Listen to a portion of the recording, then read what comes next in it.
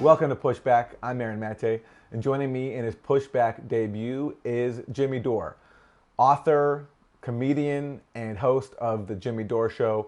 Jimmy, welcome to Pushback. Oh, it's good to be here pushing back with you. Thanks for joining me. I was thinking about how I would start off my impeachment coverage. The Ukrainegate hearings in the House have gotten underway. And I thought, who better to have on than you, Jimmy? You are someone who I and many other people around the country, around the world, have relied on to debunk the prevailing craziness of the last several years. And Ukrainegate, I think, is very much a continuation of that. What do you make of the Oh, I hearing think so they've far? got the country's electrified. I don't know if you've seen. Did you see NBC News actually tweeted out this is boring? Yeah. So it's another big win for the Democrats. They're starting out slow. That's what they said literally. We're building our foundation. A foundation, your foundation is built on hearsay. They had a couple of guys testify, neither of which were on the phone call, but they know a guy who heard a guy talking on a phone. No, it's fucking unbelievable what they're trying to base this on. By the way, if it's a quid pro quo, which, oh my God, everybody's going to learn what that means now. If it was a quid pro quo, meaning if Trump said, you investigate Biden for me and I'll give you this aid. If that was true, they didn't investigate Biden. And he got the aid anyway. Where's your It didn't happen. And then the president of Ukraine testifies that he didn't feel pressured, wasn't pressured, didn't feel pressured, didn't know he was being pressured, and didn't know that they were withholding the military aid. This is a great case. The star witnesses, one of them was Bill Taylor. And what was amazing to me about him is that he mentioned this in his congressional testimony, where back when Obama was in power, he was taking part in the effort to lobby Obama to send that military aid to Ukraine, and Obama rejected him. And now, so that was in 2014, 2015, 2016. Now in 2019, the Democrats have brought him back as their first star witness to advocate a policy that Obama explicitly rejected. Only the Democrats. Am I correct? Only the Democrats. Again, I wasn't even following the impeachment at all until you texted me yesterday and said, "Hey, you want to come on and talk about impeachment?" And I was like, "Okay, I guess I should look into and you go, well, why, Jimmy? Why? Because it's a complete show and it's a boring show. It's like we already know the end. The end is he's not going to be kicked out of office. There probably won't even be a trial. So they may impeach him in the House. That's the only drama here, but it doesn't matter. If the matters is what's going to happen in the Senate. We all and by watching this and looking at the case, this again they have him doing pressuring the Ukraine to root out corruption. Ukraine completely corrupt that government. So also the Burisma holdings completely corrupt. That guy who was running Burisma was siphoning billions of dollars out of the Ukraine government, and he had such a bad reputation. That's why he had to put Hunter Biden on his board. He tried to get all these people who were connected on his board because he was such a corrupt guy and being investigated by Ukraine. So it's so Trump asking for an investigation on that and then giving the guy the military aid anyway, even though they didn't do the investigation or even make the announcement in the press, which was also requested, didn't do that, still got the military aid. I don't know where your quid pro quo is. Do you? I'm serious. Do you know where it is?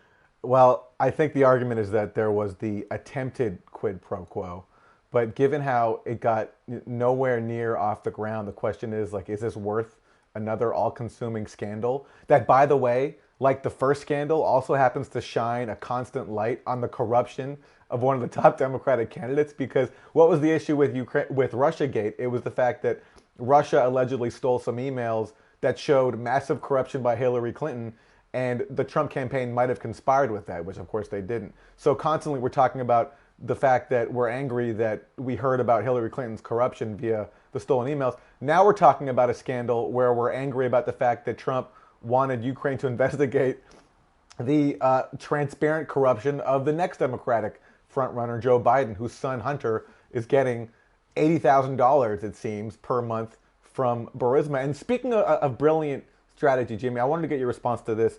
There was a piece in the Washington Post this week, and it says this: some Republican senators and their advisors are privately discussing whether to pressure GOP leaders to stage a lengthy impeachment trial beginning in January to scramble the Democratic presidential race, potentially keeping 6 contenders in Washington until the eve of the Iowa caucuses or longer.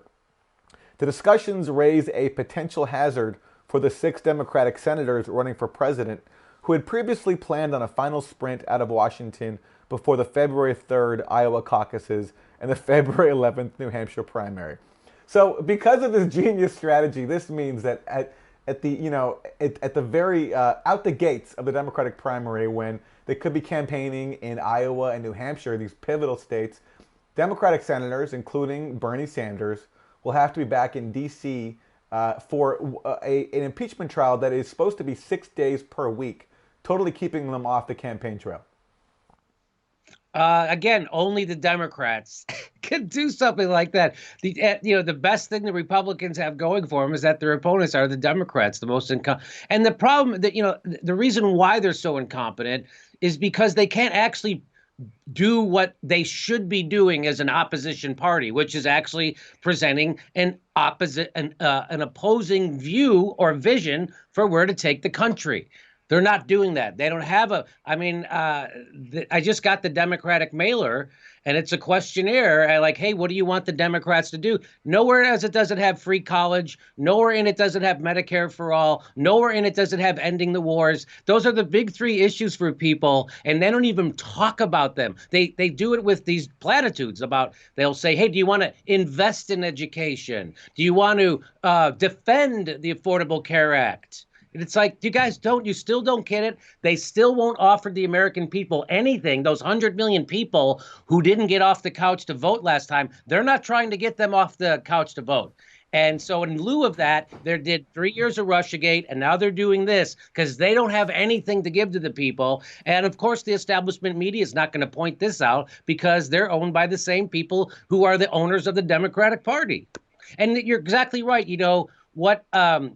What did those emails reveal, right? So the Russiagate investigation was all based on the idea that WikiLeaks and Russia and Trump colluded to get Hillary's emails, and that rigged the election because it showed how Hillary rigged the primary election. Yeah. Well, look, speaking of which, let me read to you a tweet from The Guardian today talking about Hillary Clinton and her recent comments that were made. It's quite amazing. It says, the tweet is from Hillary Clinton, and she's sharing an article about her. And Hillary Clinton writes this. She says, when people feel they can't run for office because of the intimidation and hatred they'll face as candidates, democracy is in danger. Wow. It's like Chris Christie wagging his finger at you for staying at the buffet too long. Am I right? Are you kidding? This is Hillary Clinton, who just called a sitting congresswoman, woman of color, and a serving military veteran a Russian asset.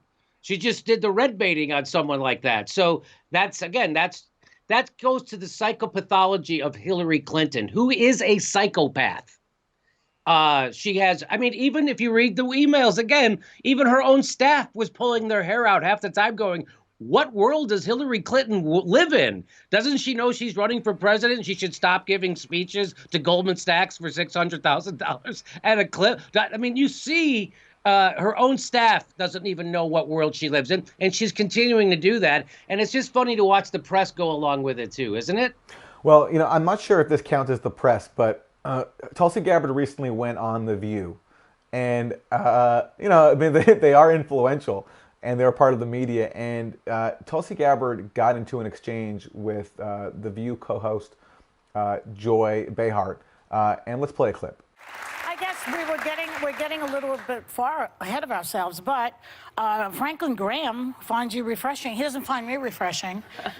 Richard Spencer, the white nationalist leader, says he could vote for you. Joy, this is why you're on here. Tucker Carlson at least 10 times. Why don't you go on Chris Wallace's show? This is why I'm here, because you and other people continue to spread these innuendos that have nothing to do with who I am. Well, Hillary Clinton started it, and then you shot back at her, boy.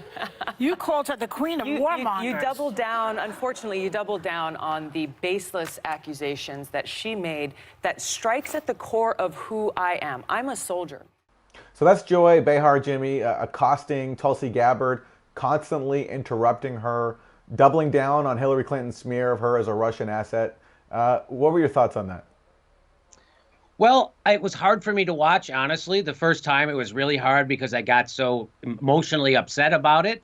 And I think it's someone like Joy Behar, again, it's like they live in that Barry Weiss bubble. Barry Weiss, the writer for the New York Times, who went on Joe Rogan famously and said that Tulsi Gabbard is a toady.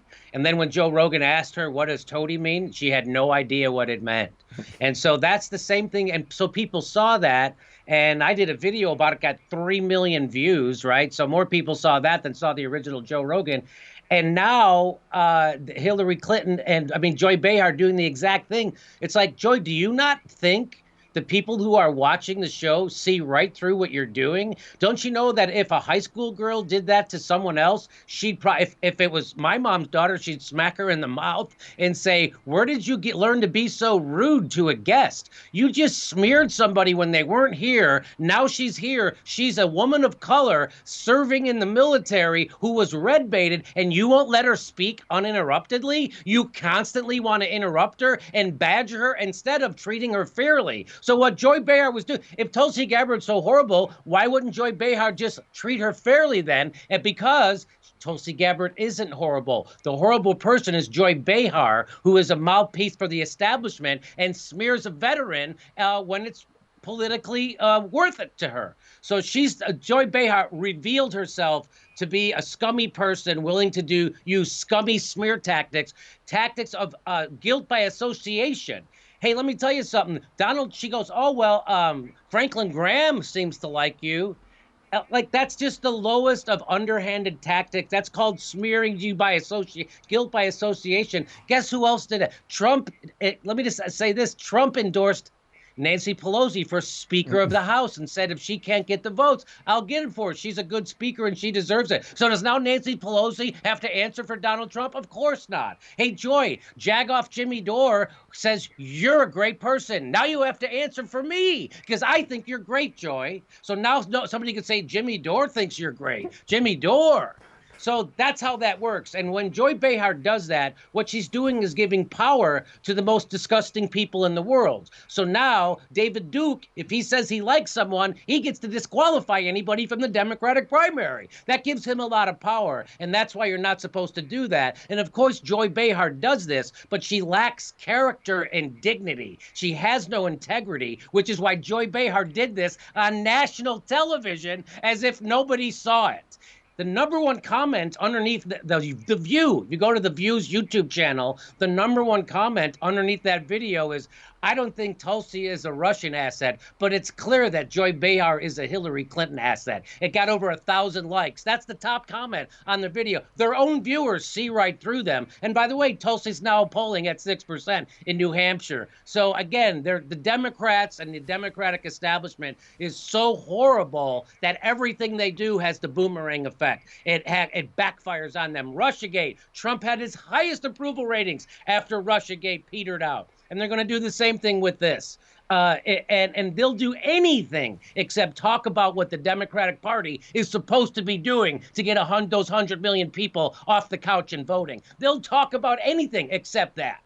You know, Jimmy, you become really well known and relied on by many people for your ability to skewer the Democratic Party establishment and show their hypocrisy and just show the extent of their shortcomings. Why is it so important for you to highlight that? Because that is, again, I say this in comedy clubs in front of regular people, not my own audience, and they get it. I say, everybody's anger is focused on Trump. Trump didn't cause 80% of the workers to live paycheck to paycheck. Trump didn't take us to Iraq, Libya, Syria, Afghanistan. Trump didn't make people buried under mountains of student debt. You get rid of Trump, we still have this problem, as Chris Hedges says. Trump is what you get. It's what gets vomited up from a failed democracy. So my point is, you get rid of Trump, you get rid of Penn, you get rid of the Republicans. You got to have something to replace them with. So when we replaced George W. Bush with Barack Obama, and then he turned out to be Mitt Romney, 8 years later, we got Donald Trump. So if you don't actually do something for the people, if the Democratic Party isn't ready to actually lead and serve the people, we're going to get a worse Trump. And that's a fact. That's not a theory. That's how Trump happened. And they've been predicting this is going to happen. And finally it happened. This is what happens after 40 years of lesser of two evils and shaming people. All the Democrats have left now is voter shaming. It's amazing. All those celebrities out, you see those tweets. Hey, I told the bar back to make sure he votes. It's like, hey, why don't you tell the Democrat running, trying to get that guy's vote, to advocate for something that would make that guy's life better? That's what you should do. So this idea that you hate Trump, that is not a political position. That is an emotional temper tantrum that doesn't get anything done. So I'm trying to remind people that the reason we have Donald Trump is because of the amazing rot and corruption inside the Democratic Party. The politician that we deserved that be president was Bernie Sanders. And we would have had Bernie Sanders president if it wasn't for the unbelievable and complete corruption of the Democratic National Committee, which was 100% corrupted by the Hillary Clinton campaign.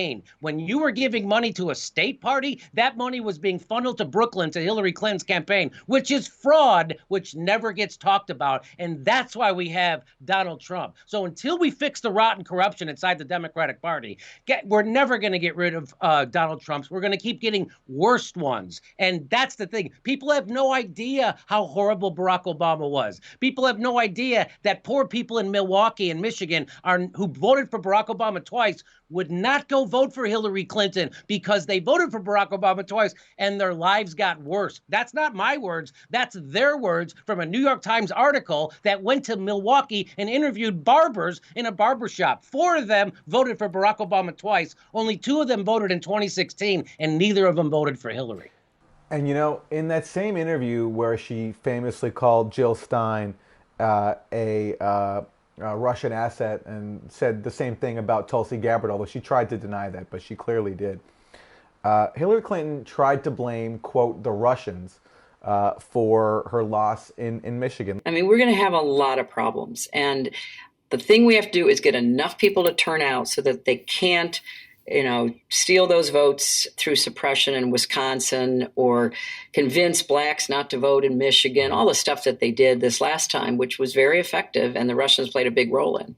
So there you go, Jimmy. It's not the fact that Hillary Clinton had a economic legacy that voters rejected and that Obama did too. It's that the Russians helped play a part in convincing blacks not to vote in Michigan. Like, the self-delusion and also the racist contempt. Yes, it's crazy. That's what that is. Yeah, that's Hillary Clinton saying, oh, blacks are so stupid that they can get manipulated by Russia. See how dumb they are? It wasn't my friends in white suburbia. It was dumb black people who got manipulated by the Russians. That's what she's saying, correct? That's what it seems like to me, and it's amazing how all that gets a pass. I mean, part of the problem was because what she said in the same interview about Tulsi Gabbard and Jill Stein was so nutty that, understandably there was focus on that. But it's crazy that, a establishment figure, a former Secretary of State, former presidential candidate, a possible future presidential candidate, given that she's not ruling it out now, can say something like that, and it's normalized. Like the underlying contempt that elites have for voters, especially people of color, it's so stark, but yet it's so normalized that it doesn't even get any attention or pushback. And yet it's people, and yet meanwhile, if we talk about, bias amongst candidates, there's so much focus on whether or not a Bernie Sanders supporter on Twitter said something biased, and that's then deemed to be emblematic of the entire movement. Well, what about what Hillary Clinton says out in the open and no one even says anything? Yeah, well, you sound like me. You sound like you're a.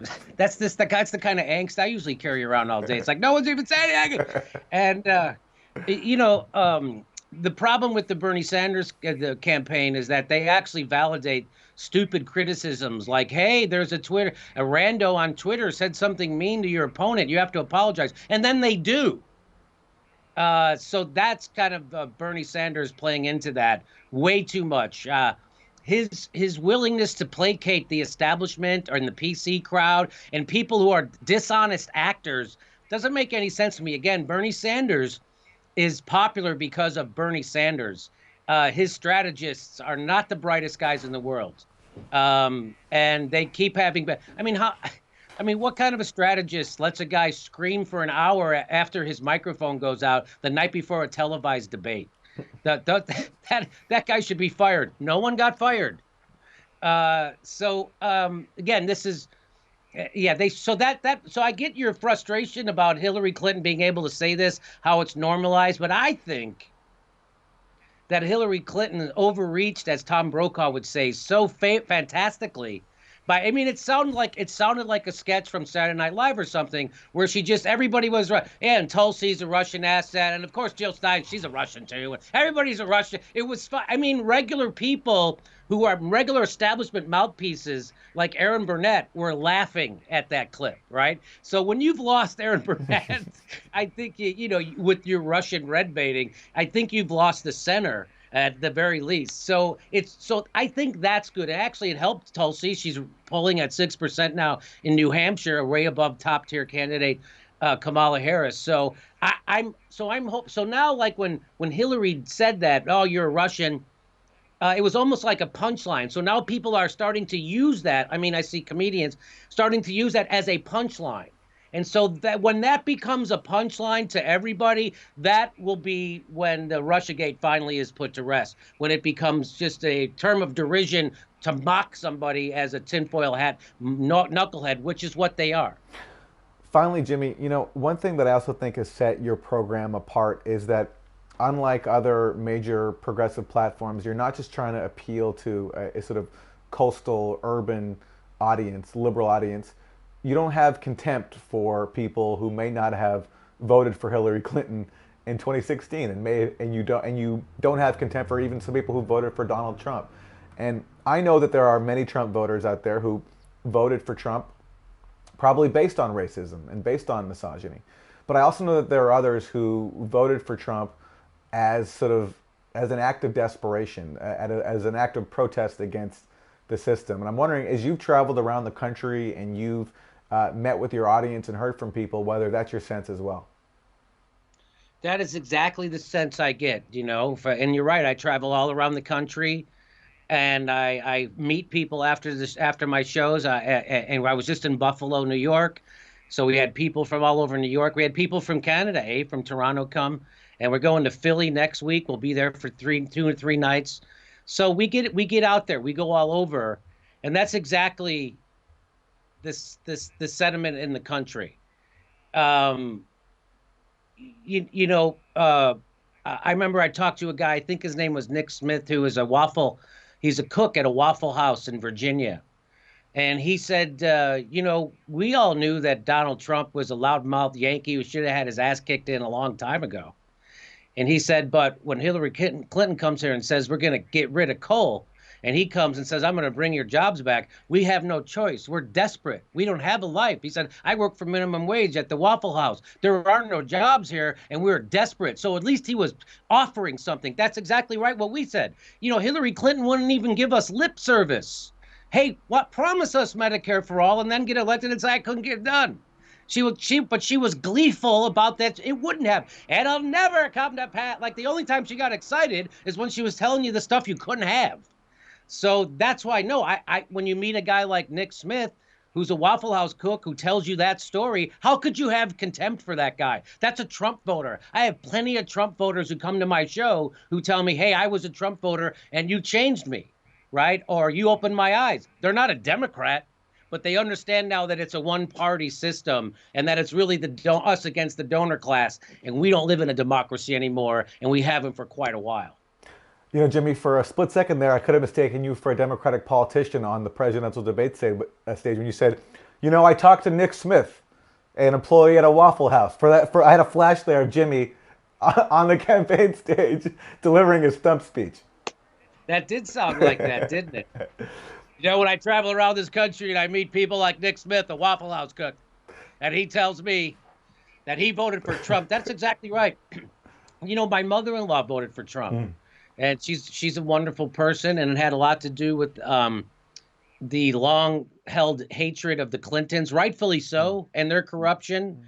And, of course, she's religious, so abortion played into that, too. So, I mean, how can you – so, I mean, I have Trump voters in my family. I'm not going to hate my family, right? I'm going to try to understand them. And so so instead of running around calling them deplorables, why don't you run around calling them people desperate enough to take a chance on a game show host? That's what they really are. All right, we're going to wrap it there. So, Jimmy, you are in Philadelphia next week. You're also going to Hawaii at the end of the year, right? We'll be in Hawaii December 27th. We'll be in Portland, Oregon, January 11th, 12th, Tempe in February, Sacramento, San Jose in February. Go to jimmydorcomedy.com for a link for all the tickets. And we'll see you in Miami also next year. So go to my website and see if we're coming to your town. We probably are. Jimmy Dore, the show is, of course, the Jimmy Dore Show, which you can find online. Jimmy, thank you so much. All right. Thanks for helping me push back. That's going to be my new tag at the beginning of all my intros. Thank you, Jimmy.